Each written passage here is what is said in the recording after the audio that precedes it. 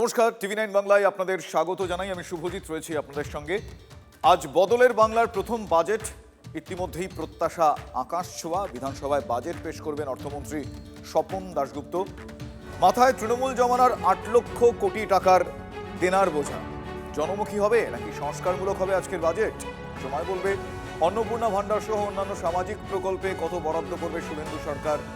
শিক্ষা ও স্বাস্থ্য খাতে বরাদ্দ বাড়বে কিনা? কৃষক, শ্রমিক, মেহনতি মানুষের জন্য কি ঘোষণা থাকছে, কি ঘোষণা থাকছে সময় বলবে। ডিএ নিয়ে বড় কোনো ঘোষণায় বাজেটে থাকবে কিনা তা নিয়েও একটা প্রত্যাশা রয়েছে। সরকারের আয় বাড়াতে কোন কোন পথ নেবেন নতুন অর্থমন্ত্রী সেদিকে নজর। আমার সহকর্মী সুমন মহাপাত্র এই মুহূর্তে অর্থমন্ত্রী স্বপন দাশগুপ্তর আমার সহকর্মী সৌরভ রয়েছেন, মাফ করবেন, আমার সহকর্মী সৌরভ এই মুহূর্তে রয়েছেন অর্থমন্ত্রী স্বপন দাশগুপ্তর বাড়ির সামনে, এবং আমার অপর সহকর্মী মহাদেব রয়েছেন অন্য একটি জায়গায়। আমি প্রথমে সৌরভের কাছে যাব। সৌরভ, নতুন সরকার, বদলের সরকার, সেই বদলের সরকার, বদলের বাংলার নতুন অর্থমন্ত্রী স্বপন দাশগুপ্ত, আজ তার দিকে গোটা বাংলার মানুষ তাকিয়ে, কারণ তিনি কি নতুন পথ আজকের বাজেটে এই রাজ্যকে দেখাবেন। তুমি এই মুহূর্তে রয়েছো স্বপন দাশগুপ্ত বাড়ির সামনে। এখনো পর্যন্ত কি খবর, তিনি কখন বেরোবেন, একটু ডিটেলে জানতে চাইবো আজকে কর্মসূচিটা। শুভজিৎ, প্রথমেই যেটা বলবার যে বদলের বাংলার, পরিবর্তনের বাংলায় প্রথম বাজেট কিন্তু আজ পেশ হতে চলেছে।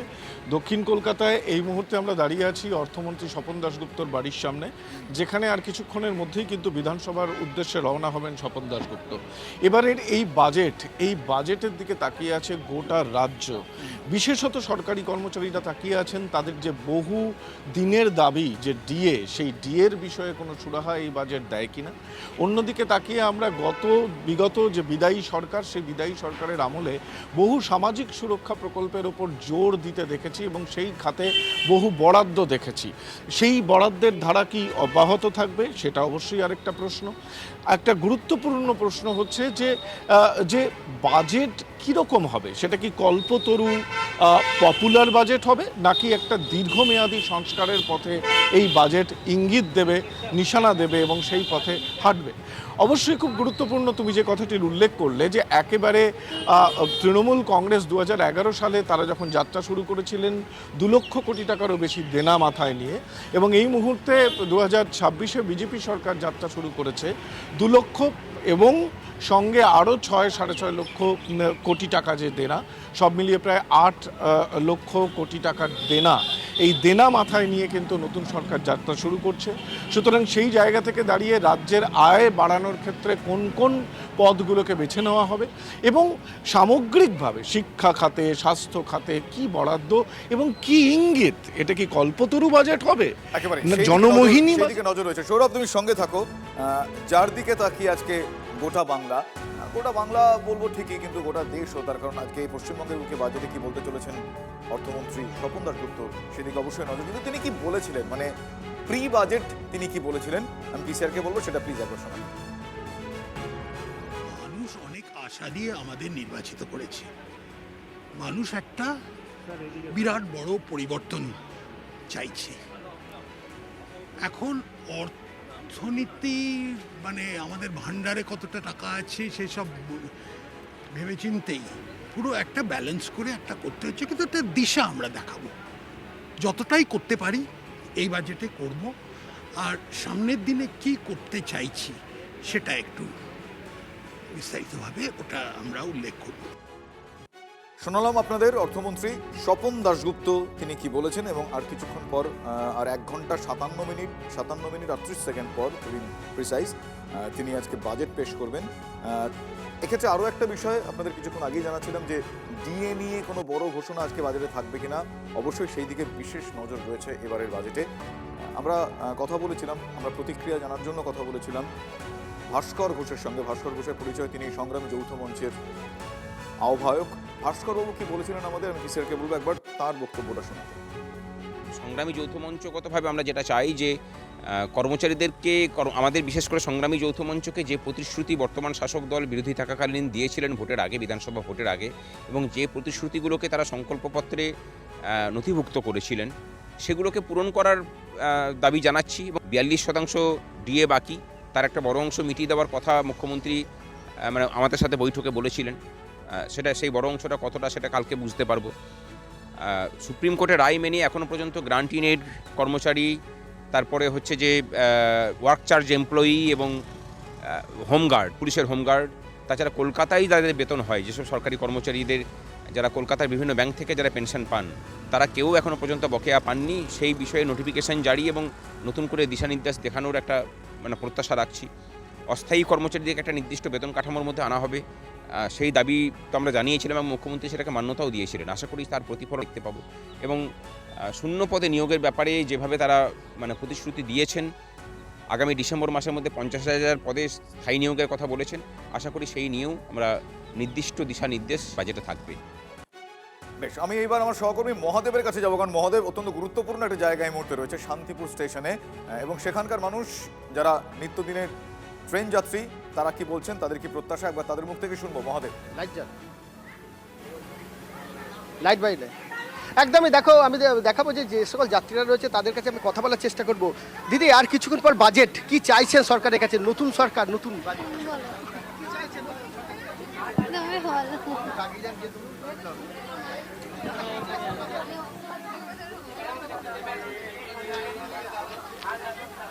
ওনাকে জিজ্ঞেস করো, ভালো হয় এটাই চাই, সবকিছু যেন ভালো হয় এটাই চাই, সব যাতে ভালো হয় তাই চান, সবকিছুর জন্য ভালো হয় এটাই চাই। ওটাই, এটাই সবকিছু ঠিকঠাক ভাবে চলুক, ভালো হোক। না, এখনো পাইনি, আমার বয়স হয়নি এখন। কি চাই? জিনিসপত্রের দাম তো বাড়ছে। গ্যাসের দাম তো 450 বলেছিল, 450 বলেছিল, ভোটে জিতলে 450, ওটা তো এখন অবধি হয়নি। লাইটের বিলটা তো 16 দিনে 3400 টাকা বিল দিয়েছি। এই রাজ্যের যা অবস্থা, কিছু আর হওয়ার নেই। স্বাস্থ্য আরজি করার কেসটা আপনারা দেখেছেন, যেটা আগে ছিল, এবার হয়তো আরও প্রথম যেটা সবাই করে ওটাই হবে, যা ছিল তাই হবে। এটা একটু কম আর বেশি, এটাই ব্যাপার। শিক্ষার ক্ষেত্রে আমাদের যেটা মেরুদণ্ড আমাদের যে ইয়ং জেনারেশনে, সেটা অলরেডি ভেঙে দেওয়া হয়েছে। ঠিক আছে, এখন যদি কিছুটা রিপেয়ার করা যায়, এটাই, আর কিছু না। আমাদেরও তো পরের জেনারেশন আসবে। আমরা যেই টাইমে আমরা পড়াশোনা করেছি সেই টাইমে যা ছিল, ঠিক আছে, এখন তো ভাতার রাজনীতি, এখন কিছু আশাই আমি 30 বছর বয়সে আমি আর কিছু আশা করতে পারছি না। যদি কিছু হওয়ার থাকে পুরোটাই ভগবানের উপর আমি ছেড়ে দিই। আরো যারা রয়েছে, দাদা বাজেট আর কিছু কয়েক ঘন্টা পরে কি বলবেন? হ্যাঁ, এই নিয়ে আমার কোনো আইডিয়া নেই। একটা দাবি, তরুণদের চাকরি। আমাদের নতুন সরকারের কাছে এটাই প্রত্যাশা। সকলেরই প্রত্যাশা রয়েছে, ভিন্ন ভিন্ন প্রত্যাশা রয়েছে।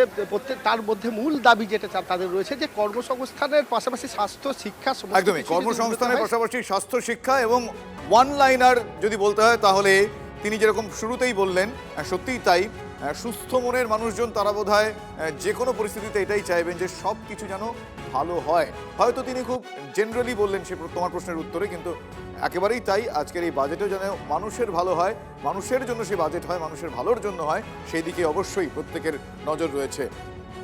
রাজ্যের বিভিন্ন অংশের মানুষ, বিভিন্ন পেশার, বিভিন্ন ক্ষেত্রের মানুষজন তারা কি বলছেন আমরা তাদের প্রতিক্রিয়া নিয়েছিলাম। পিসিআরকে বলি একবার পরপর তাদের বক্তব্যগুলো যদি শোনানো যায় বাজেট ঘোষণার আগে। বাজেটে চাই আর্থিক নিরাপত্তা, তারপর হচ্ছে সুরক্ষা, আর হচ্ছে যাতে আমাদের সিনিয়র সিটিজেনদের জন্য অনেকটা কম দেওয়া হয়। রেলের ভাড়া, অমুক ভাড়া, আমাদের যে সিনিয়র সিটিজেন আমরা যেগুলো অর্থনৈতিক সুবিধাগুলো পাই, সেগুলোতে কম করা হয়। জিনিসপত্রের দাম তো অবশ্যই কমতে হবে, কেন সব জিনিসের দাম বেড়ে যাচ্ছে। গ্রোসারিগুলোতে অনেক হাইক হয়ে গেছে রেট। সেই সব জিনিসগুলোকে একটু সাধারণ মানুষের দিক দিয়ে চিন্তাধারা নিয়ে সেই রেটটাকে মার্জিনাল করা হয়। গ্যাসটাও কত লোকে কষ্ট করে নিচ্ছে, সেটাও যেন একটু মার্জিনাল হয়। এটা রাজ্য বাজেট তো, সুতরাং আমরা চাইবো পশ্চিমবাংলা থেকে যে ইন্ডাস্ট্রি চলে গেল, অ্যাট এনি কস্ট সেই ইন্ডাস্ট্রিকে এস্টাবলিশ করা। তার জন্য যা বাজেটে যা রাখার টাকার দরকার বাজেটে রাখতে হবে, এবং আমাদের পশ্চিমবাংলা থেকে যে এত ছেলে মেয়ে বাইরে চলে যাচ্ছে তারা যেন আবার পশ্চিমবঙ্গে এসে চাকরি সংস্থান পেতে পারে। সিঙ্গুরের যে এই গণ্ডগোলটা হয়েছিল সেটা যেন আবার ফিরে আসে, সেটাই আমরা চাইছি। শিল্প যেন স্ট্যাবলিশড হয়, আর যত কোয়ালিফাইড যত স্টুডেন্টস যারা বাইরে যাচ্ছে ফর নিজেদের লাইফ সার্ভাইভ করার জন্য, এটা যেন কলকাতার মধ্যে চাকরির সুযোগ যাতে চাকরির সুযোগ মাস্ট। এবং আমি এই মুহূর্তে রয়েছি বাঁকুড়া শহরের কলেজ রোডের একটি চায়ের দোকানে। বিভিন্ন জায়গার বাঁকুড়া শহরের মূলত যারা অবসরপ্রাপ্ত মানুষজন এবং তার সঙ্গে সাধারণ মানুষ, তারা মর্নিং ওয়াক সেরে এই চায়ের দোকানে এসে বসেন। একটু কথা বলি, আজকে আলোচনার বিষয় কি রাজ্য বাজেট? এখন রাজ্য বাজেট মানে ধরুন সারা পশ্চিমবাংলার মানুষ বাজেটের দিকে তাকিয়েছে, বাজেটের দিকে তাকিয়ে থাকে প্রতিবারে যে কোনো গভর্নমেন্ট করে, কিন্তু পশ্চিমবাংলায় এই মুহূর্তে যে গভর্নমেন্টটা প্রতিষ্ঠিত হয়েছে এটা প্রথম এবং নতুন, এবং তারা যে নির্বাচনের প্রতিশ্রুতিগুলো দিয়েছিল মানুষ আশা করছে যে বাজেটের মধ্যে এগুলো প্রতিফলিত হবে। কর্মসংস্থান আর ডিএ এই দুটো নিয়েই আমরা যারা বার্ধক্যজনিত কারণে বার্ধক্য অবস্থা, তারা এই দুটো কারণে আমরা চাইছি যে ডিএটা যেন বাড়ে, ডিএটা যেন দেয়, আর কর্মসংস্থান যেন ইতিমধ্যেই করে। কর্মসংস্থান, শিক্ষা, স্বাস্থ্য এই তিনটার দিকে আমরা তাকিয়ে বসে আছি। বুঝতে পেরেছি। বলছি যে আজকে তো রাজ্য বাজেট, কি চাইছেন, কি প্রত্যাশা আপনার? আমরা চাচ্ছি তো সিনিয়র সিটিজেন, আমরা পেনশনের উপরে নির্ভর, তো আমরা বাড়িতে কিছু পেনশনের সুবিধা। দ্রব্যমূল্য বৃদ্ধিটা যাতে রোধ করা যায়। যে হারে দ্রব্যমূল্য হচ্ছে সে হারে তো আমাদের আর দৈনন্দিন রোজগারটা বাড়ছে না। তাহলে আমাদের এই মধ্যবিত্ত পরিবারে যারা ধরুন মধ্যবিত্ত চাকরিজীবী, যাদের পেনশনটুকুর উপর, তাদের তো নাভিশ্বাস উঠে যাচ্ছে। প্রান্তিক গরিব মানুষ, তাদেরও তো অবস্থা খারাপ হচ্ছে দিনকে দিন। মানে এখন নিয়োগ চাই, নিয়োগ ছাড়া স্বাস্থ্যক্ষেত্রে উন্নতি সম্ভব নয়। বিশেষ করে ডাক্তার, টেকনিক্যাল স্টাফ, নার্সেস, এদের গ্রুপ ডি, এদের নিয়োগ চাই, তা নইলে স্বাস্থ্যক্ষেত্রে বাগানো যাবে না। দ্রব্যমূল্য মধ্যে একটা হ্রাস টানা দরকার, কারণ দ্রব্যমূল্য আকাশ ছোঁয়া হয়ে গেছে। পেট্রোলের দাম, ডিজেলের দাম বা অন্যান্য সমস্ত নিত্য নৈমিত্তিক পণ্য সামগ্রী তার দাম, একেবারে নিত্য প্রয়োজনীয় সামগ্রী যার দাম উত্তরোত্তর বৃদ্ধি পাচ্ছে, এবং যে দাম বৃদ্ধির ফলে সাধারণ মানুষের স্বাভাবিক যে জনজীবন, সেই জনজীবন কার্যত বিপর্যস্ত। সেই জায়গা থেকে কিছুটা হলেও এই বাজেটে মুক্তির প্রত্যাশা করছেন সাধারণ মানুষ। বাঁকুড়া থেকে ক্যামেরায় বুধন কর্মকারের সঙ্গে হীরক মুখার্জি, TV9 বাংলা। নিত্য প্রয়োজনীয় জিনিসের দাম যাতে একটু কমে, নিত্য প্রয়োজনের মধ্যে যেরকম মনে করেন গ্যাসের দাম যাতে কমিয়ে দেওয়া হয়, পেট্রোলের দাম যাতে কমিয়ে দেওয়া হয়, তাতে হবে কি নিত্য প্রয়োজনীয় জিনিসের দাম কমবে। আমাদের বাজেট প্রায়, আমরা তো 3 জায়গায় পড়ি, আমাদের 3টে স্যার আছে, 3টে মাস্টার, আমাদের প্রায় মাসে 900 টাকায় চলে যায়। 900 টাকার মধ্যে তো আমাদের তো খাওয়ার টাকা থাকে না, বাবা কাজ করে, কত বই খাতা, তার মধ্যে বই খাতার দামও বহুত টাকা। বই খাতার দাম, এক একটা বইয়ের দাম 500-600 টাকা এরকম বইয়ের দাম। এখন জিনিসপত্র যদি দাম না কমায় তো এরকম হচ্ছে না। যারা বেকার তাদের জন্য কি কর্মসংস্থান রয়েছে সেটা ভাবতে হবে। শিক্ষক, অশিক্ষক কর্মচারী যারা রয়েছে বা সরকারি কর্মচারী, তাদের ডিএর ব্যাপারটা রয়েছে, সেটা নিয়ে কি ভাবছে গভর্নমেন্ট সেটা ভাবতে হবে। যেমন সারের দামটা একটু কমে, হ্যাঁ, তাতে চাষিদের পক্ষে খুবই সুবিধা হয়, হ্যাঁ, আর অ্যাভেলেবেল যেমন সারটা পাওয়া যায়। সার তো একদম সার পাওয়া যাচ্ছে না, দাম এত বেশি, দাম 50 টাকা 60 টাকা কিলো বলছে, ইউরিয়া 15 টাকা কিলো বলছে, ইউরিয়াও পাওয়া যাচ্ছে না, এই তো অবস্থা। তাহলে এবারে চাষিরা চাষ কীভাবে করবে, কোনো সারই মিলছে না। আর যেসব জায়গায় ইলেকট্রিকের ব্যবস্থা নাই সেই সব জায়গায় ইলেকট্রিকের ব্যবস্থা করে দেখ। কেরাসিন ডিজেল দিয়ে চাষ করা সম্ভব নয়। গভর্নমেন্টের একটা দোষ রয়েছে। আমাদের ধরুন একটা ছোট পাম্প আছে, আমি মাঠে চালাচ্ছি, কিন্তু আমাকে 1 লিটার পেট্রোল দিচ্ছে না। তাহলে মাঠ থেকে কি মেশিনটা আমি কাঁধা করে নিয়ে যাবো? হ্যাঁ, এইটাই সরকারের কি উপদেশ? সেক্ষেত্রে বাজেটে কি চাইবেন কি? আমরা চাইবো যেন জিনিসপত্রের দামগুলো কমায়। কৃষকরা তো প্রচণ্ড পরিমাণে ক্ষতিগ্রস্ত, তারা চাইছে যে ধানের দাম যেন তারা ন্যায্য মূল্য পায়। কারণ বিজেপি সরকার ক্ষমতায় আসার আগে এটা প্রতিশ্রুতি দিয়েছিল যে চাষিদের জন্য ভাবা হবে, আলুর যাতে ন্যায্য মূল্য পায়।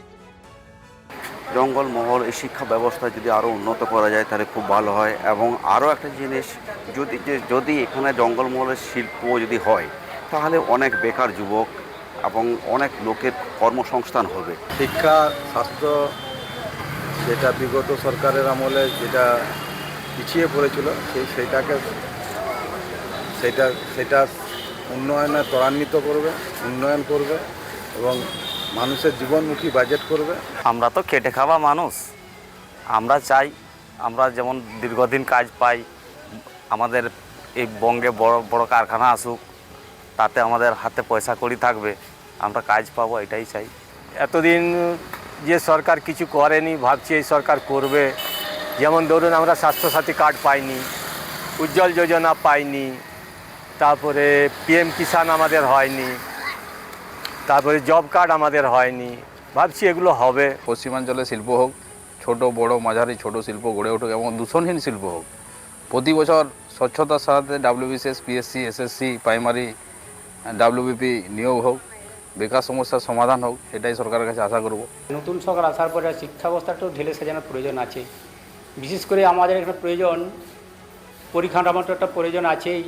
উপরন্তু বর্তমান যে আমরা সিলেবাসটা যেটা আমাদের চলছে এখন, এই সিলেবাসটাও কিছু পরিবর্তনটা প্রয়োজন আছে। নতুন সরকারের কাছে আমরা চাইছি বেকার সমস্যা দূর হোক, আমাদের জঙ্গলমহলে কর্মসংস্থান হোক, শিল্প আসুক,